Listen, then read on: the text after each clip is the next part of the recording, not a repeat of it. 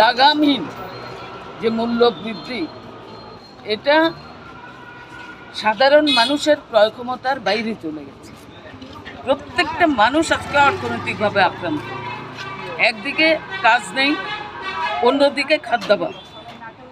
এই নিয়ে মানুষ আজকে দিশেহারা। গোটা দেশেই আমাদের রাজ্যেও বিজেপি সরকার প্রতিষ্ঠিত হওয়ার পরে 18 সালের পরে আমরা লক্ষ্য করছি যে এখানেও কোনো কাজকর্মের ব্যবস্থা তো নেই।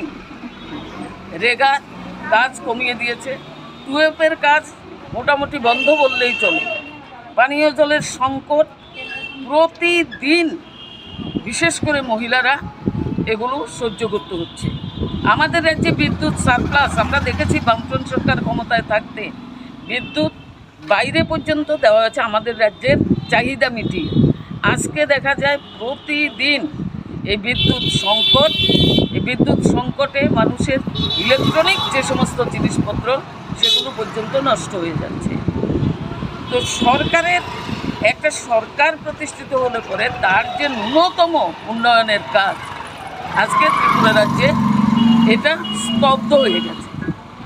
এই কারণেই আমরা আজকে মিছিল সংগঠিত করছি এবং ক্রমাগত এই মিছিল চলবে যতদিন পর্যন্ত এই বিষয়গুলো নিয়ে সমস্যার সমাধান করার জন্য সরকার তার উদ্যোগ গ্রহণ না করবে, ততদিন পর্যন্ত আমরা রাস্তায় থাকব এবং আমরা প্রতিবাদ সংগঠিত